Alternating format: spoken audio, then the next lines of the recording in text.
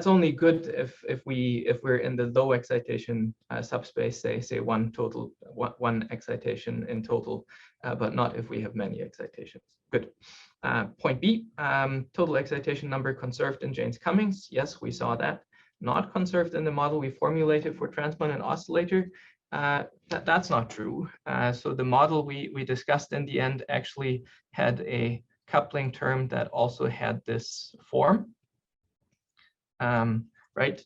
If you chose B because you said, well, this is an approximation, you're right about that. We did drop rotating wave terms, but if that was your thinking, then I will accept that. But the model, as we studied it, had just this in the end as our interaction term, and that does conserve the total number of excitations. Good. So A is the one that I had in mind as the one correct statement among those four. And remember that the problem with this Hamiltonian as written is that, this term here, I can write again as minus EC over 2, and then we're now going to count the number of excitations in the B mode, and B minus 1. And so this is a form that is quadratic in NB, at least the term that is leading when NB becomes large is NB squared. And we have a negative sign up front, which means that if you think that initially we create levels that sort of go upwards, ultimately, as you increase NB further, we actually start climbing down the ladder and get energy levels that are more and more negative. So remember that this was an approximation, and we always had to sort of pair this with the idea that we have to truncate our Hilbert space so that we don't get something that is pathological. All right, that's warm up. Any questions about that? No questions. All right, then we will proceed with a small chapter or section on what happens if we have many modes, which in fact is the typical situation if, for instance, we have a finite length transmission line resonator, right? That comes with many modes. Perhaps if I place my qubit in the middle, then the modes that I care about are the ones that have antinodes in the middle.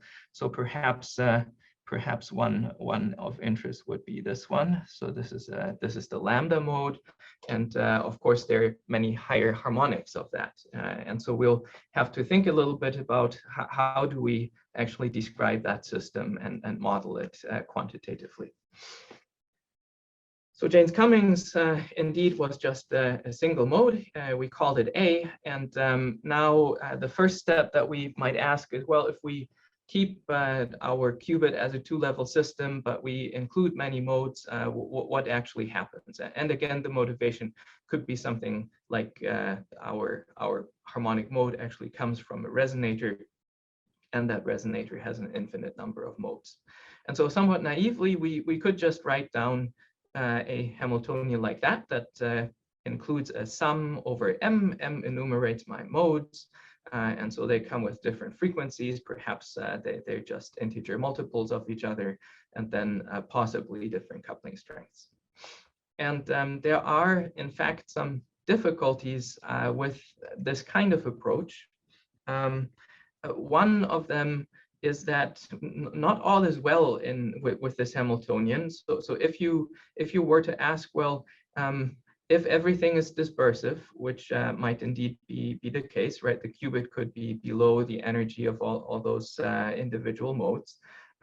What would we get for the Lamb shift? And you could, again, go through the kind of Schrieffer-Wolff transformation that we discussed last time. And for the Lamb shift, you would now get an infinite series because each mode contributes a little bit to that shift. And you would find that that infinite series does not converge. And of course, we could easily argue that there are different things that ultimately should provide a cutoff of that series. So one might be that we should remember that a real qubit actually has a finite length, perhaps something like 300 microns. And so if we consider higher and higher modes, then eventually I can't actually think about the coupling as the transmon sees a single voltage if the wavelength becomes short enough so that it's of the same order as the length, the size of the transmon. But whether that is really the best approach remains to be seen, and in fact probably there are easier ones, and one of them I think we should discuss. The other difficulty overall is that some of these parameters in your Hamiltonian might actually not be easily measurable. And might be linked to well, in a 3D cavity to the mode structure of this cavity, right? And you can't measure G directly if your transmon is not flux tunable or tunable so that you can nicely bring it into resonance with a single mode.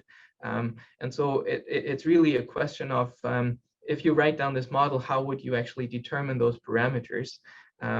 And of course, the experimentalists will provide data, but is it really the best strategy to use a model like this rather than use approaches that are actually kind of tailored towards the kind of system that you have in mind, such as a transmon inside a 3D cavity? And of those, there are two, at least. Black box quantization is the slightly older version, and energy participation quantization is a little bit newer.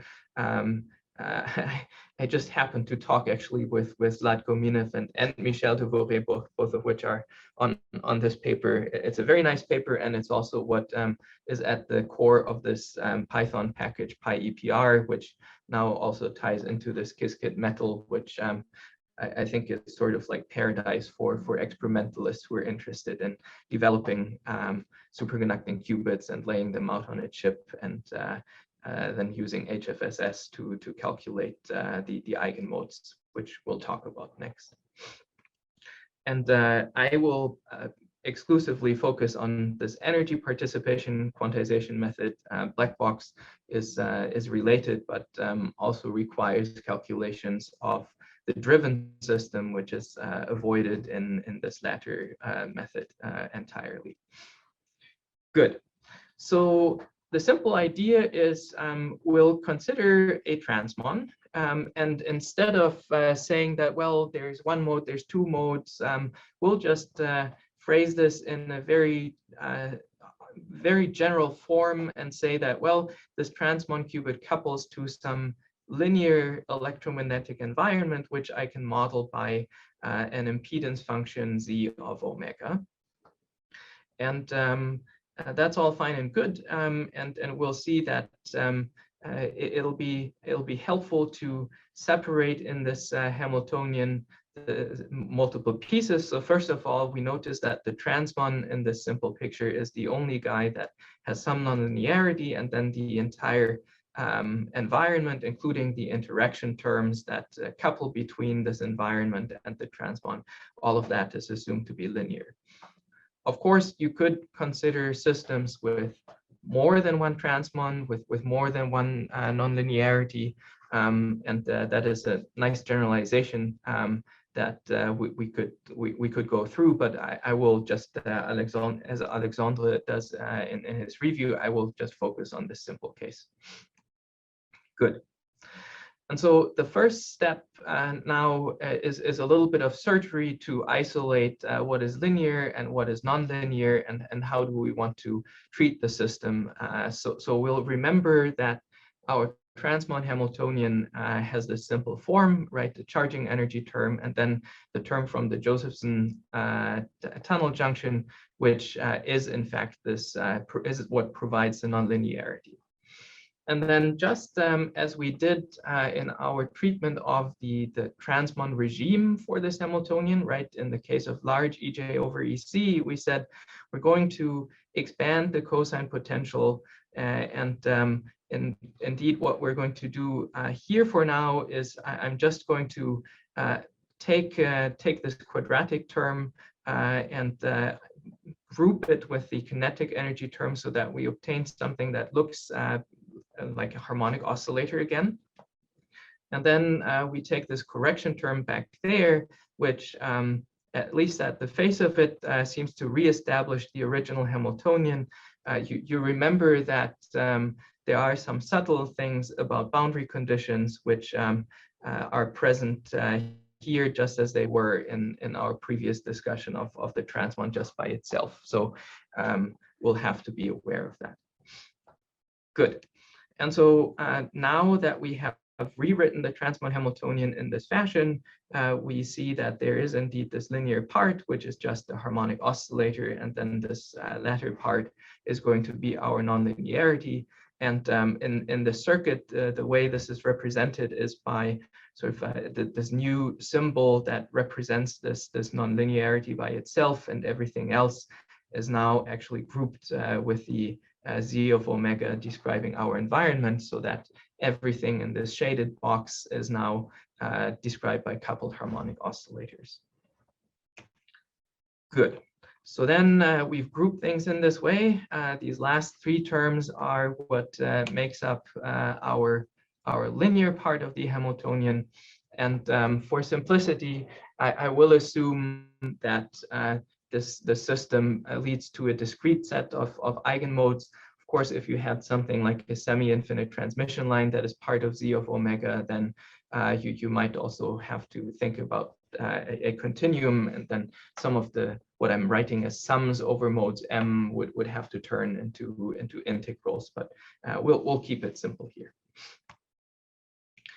And finding those normal modes is essentially going to boil down to an electromagnetic simulation, right? So people in the lab typically have nice licenses for packages like HFSS, which solve Maxwell's equations.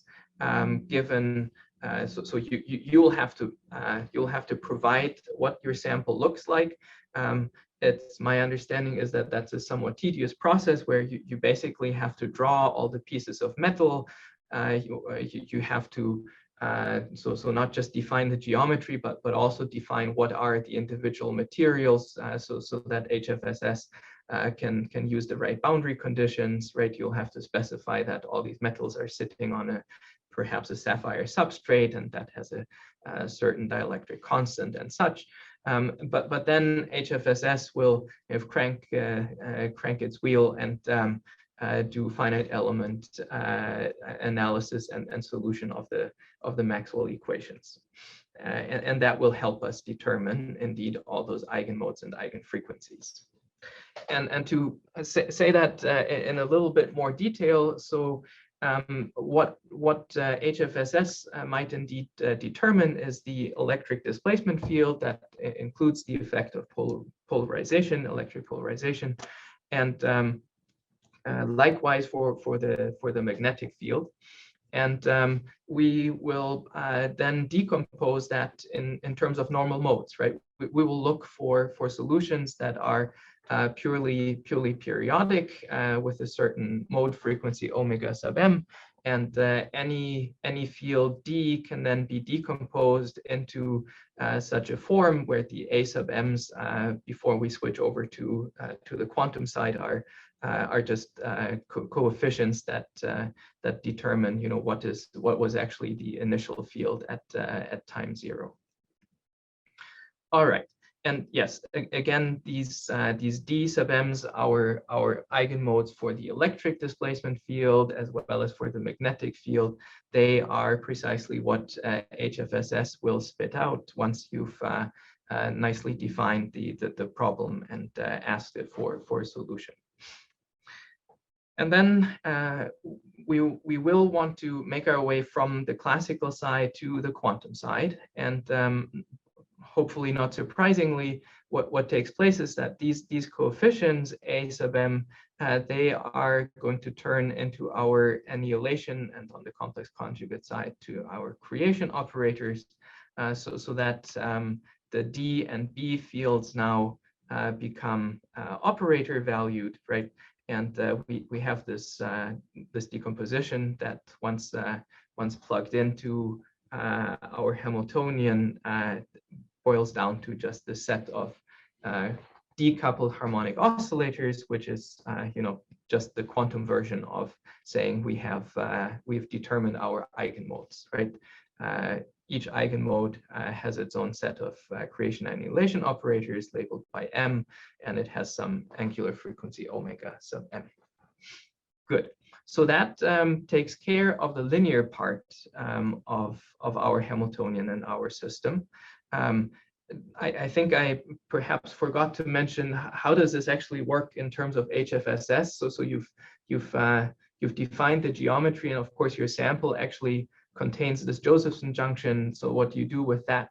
And my understanding is that in HFSS there's an option to basically just define to define an inductance value for this little lumped piece that should substitute the gap in your Josephson junction.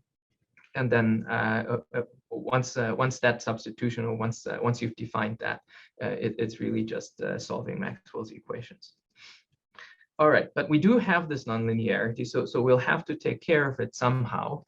And the idea is, well, we'll try to express this remaining term, this cosine phi, and then kind of the subtraction again of the harmonic potential that we grouped earlier on with the linear part of the Hamiltonian.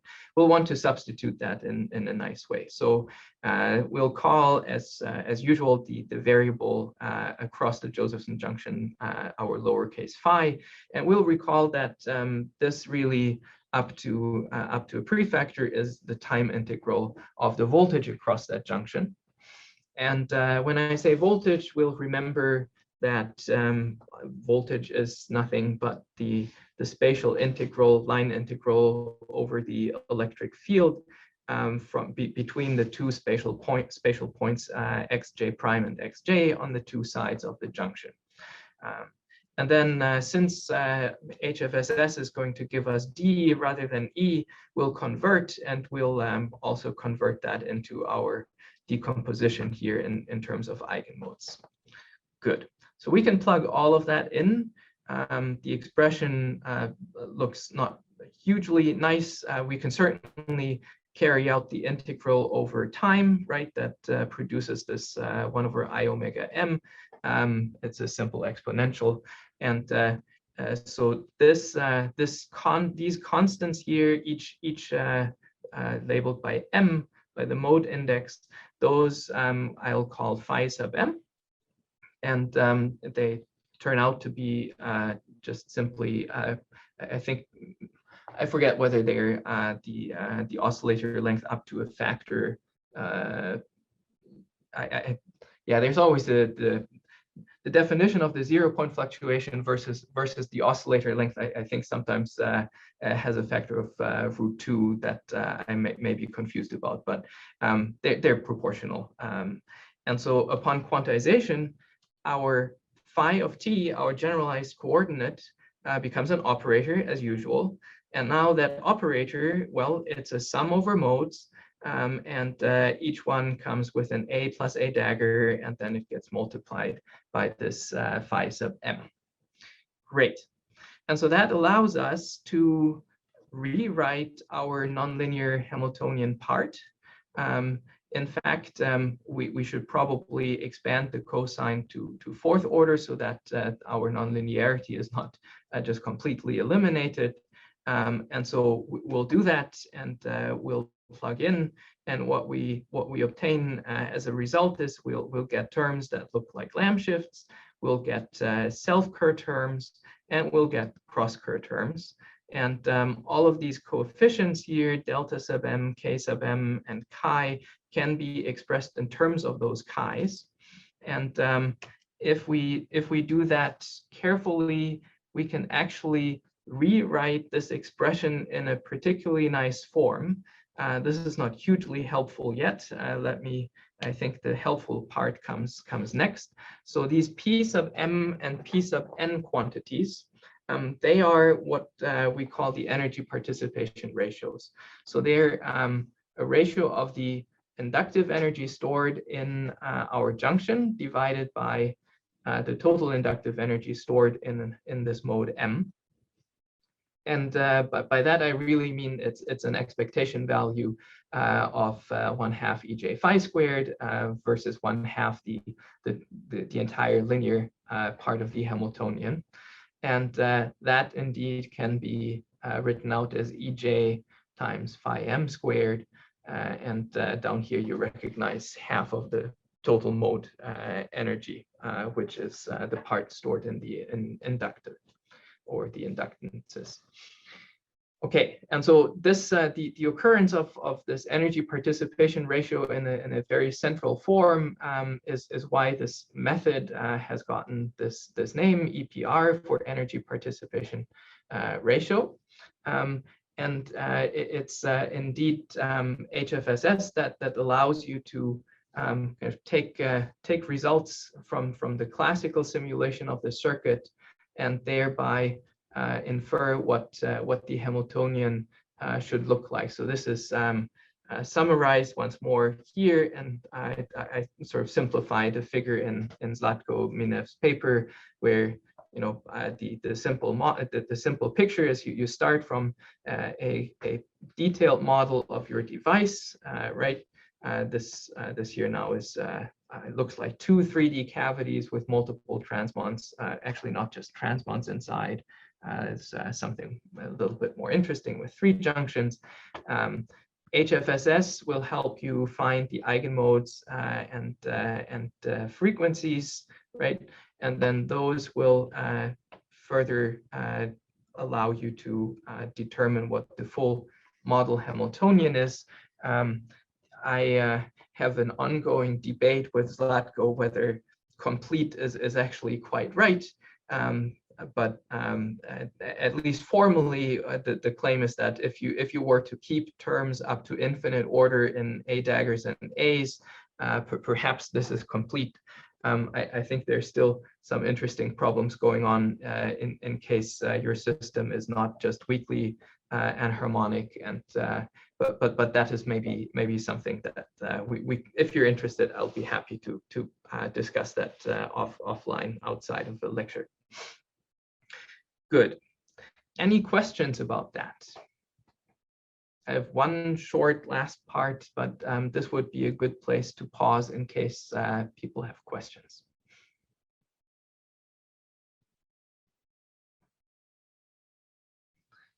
Reading. Yeah, I see Salvatore has a question. Reading the electromagnetic mode equations. Hang on, something. Salvatore, maybe you can you unmute yourself? Yeah, I was mentioning one of the first slides maybe about the summary. In the part you were dividing the electromagnetic equation into modes. Yeah, I was reading at the argument of the exponential, and I was wondering if there is a dissipation term of actually depends on the fact that you are dealing with superconducting circuit.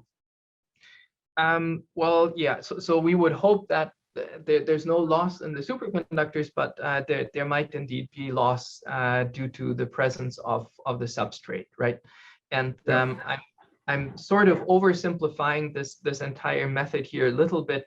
Indeed, if we were to jump into this paper, the reference given down here, then you would see that they mention that HFSS also allows you to determine quantities that basically tell you what the Q factor of each mode is.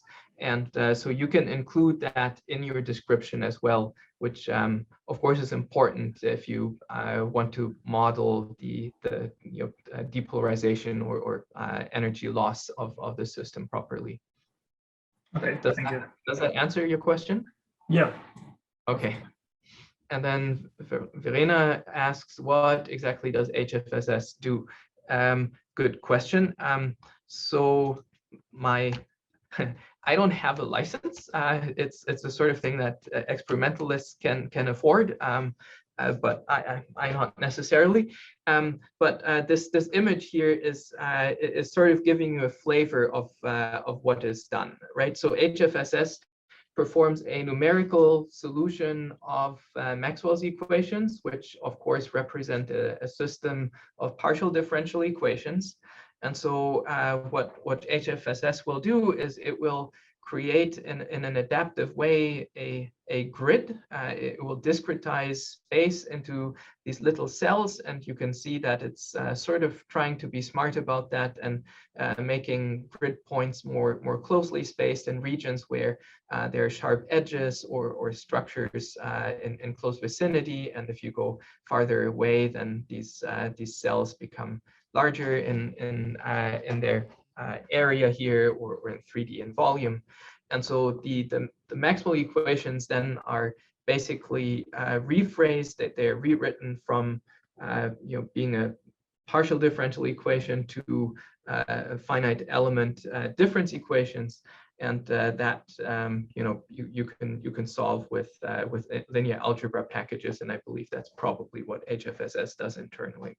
If Alexandre knows more, he should feel free to interrupt me and chime in. Does that help, Verena?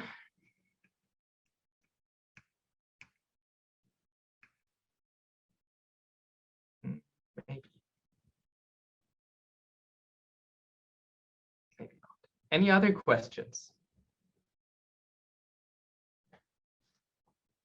All right, then I think I have a little bit of time left. It's actually not completely clear to me how much time I have, because I think we started early when we were still technically in the question part of the schedule. But yeah. Sylvia, I think you are good up to 10 a.m. Oh yeah, no, I won't need that much time. Not at all. Not at all. So the last part is going back to this SC qubits package once more. It's near and dear to my heart, and it's less a matter of making advertisements for it, but I want to give you a flavor of some of the things that you can do with it, which are directly related to coupled systems of qubits and oscillators. And so that is how I thought I would end this lecture. So this package, if you've already looked at it, it's available online. It's open source, so there's no cost attached with it. It's something that my former postdoc Peter Gruszkowski and I started developing, and it's been around for a little while now. It works on all three major platforms: Windows, Mac OS, and Linux. And we're sort of proud that it has nearly 60,000 downloads on Conda now, although I don't quite know how they really do the counting. Of course, it counts again when people update, but even that 60,000 seems sort of high. I'm not sure that there are that many people worldwide who are interested in these things. Good. Here's a quick overview of what is inside that Python package. You already saw me use this graphical user interface, which works very well even if you don't know much of anything to do with Python. Right, so once you've installed it, you can basically just click on buttons and use sliders to actually explore spectra of the transmon, but also other superconducting qubits, and that is actually quite helpful for certain things, especially if you're interested in quantities that are not quite so obvious and intuitive, like matrix elements, for instance. You already saw when we did that indeed there's a number of different qubits that are implemented currently, and we're working on extending that list in two ways. We'll probably have more qubits that will be hard-coded, meaning that each one is implemented explicitly. But we're also working on on an extension that would allow you to specify a generic circuit. And as long as it's not too large and Hilbert space fits, your Hamiltonian fits into your memory, then you would be able to get the spectra and matrix elements and such for a generic circuit. But that's not included in the current version yet. We're working on that. Already said that, yeah, things that might be of interest are energies, wave functions, matrix elements, and really helpful are parameter sweeps. So there's a big class for parameter sweeps that now allows you to explore, as you change multiple parameters, how do properties of your system change, and we'll see an example of that in a couple moments. And the thing that I would like to start with is this notion of building up composite Hilbert spaces. So suppose that you have 2 qubits and maybe a lumped LC oscillator, so that you don't have to worry about higher modes, or perhaps you can limit yourself to including just a couple of low-lying modes. Then the SE qubits allows you to build up such a system and then define interactions between the individual subsystems. And there's a nice interface to QTIP. Some of you might be familiar with QTIP. It's the Python library for simulating time evolution and in fact many more things of closed and open quantum systems. All right. So let's perhaps look at some concrete things of how this works. So how would I build up a composite quantum system in SE qubits? The following is going to be maybe a little bit tricky if you don't know any Python, but you can probably roughly follow along. So all that I'm doing here is I'm importing our library, and then we're going to create a tunable transmon, choose some parameters here. And since we want to have a composite Hilbert space, we'll put another qubit in there. I think it's a fluxonium that I picked. Let's see, yeah. And I think both of them are supposed to couple to an oscillator. I could say something about what truncated dimension means here, but let's first see how this works in general. And so we have these 3 subsystems now, so we will have to somehow figure out how to group them and say that they all belong to one Hilbert space. There's a Python class for that, so we'll just create this. It actually brings up a little graphical user interface that allows you to select the 3, and then we're put in 2 interaction terms. So one is the transmon couples with its charge operator to A plus A dagger of the resonator. So this is A, and then it has the Hermitian conjugate. And then the fluxonium does something similar through its charge operator. It also couples to A dagger A with a certain coupling strength, right? So this is the sort of term that you might have expected. And then creating it produces an instance of this Hilbert space class that keeps track of all the subsystems. So if we print it, you see the subsystems, and it remembers, of course, what interaction terms you defined. And then what can we do with it? Well, the first thing that's really simple is you can say, well, I want to see what the Hamiltonian is in the bare eigenbases of the subsystems. And this output might already indicate to those of you familiar with QTIP that this is in fact a QTIP object, Q object. And so if you wanted to, you could directly feed that into something like QTIP's MESOLVE, which is super helpful. And so, yeah, we can find the eigensystem, eigenenergies, and eigenstates. That's really simple. And then I think the next thing that I'll briefly outline, and we'll skip ahead and not watch the entire thing here, is a parameter sweep. So what I have in mind here, let me briefly pause, is both my transmon and the fluxonium qubit are flux tunable. So I would like to see a scan of, say, eigenenergies and such as a function of these 2 fluxes. So we'll set this up by defining names for my 2 parameters, flux 1 and flux 2. They'll sweep over a certain range of flux values, and then I just define a function that actually says what does the flux do when I modify it. And so we see that the way this is set up is flux 1 mostly influences the flux through the transmon loop. Flux 2 mostly determines the fluxonium flux, and then there's a little bit of crosstalk, so that's easy to do.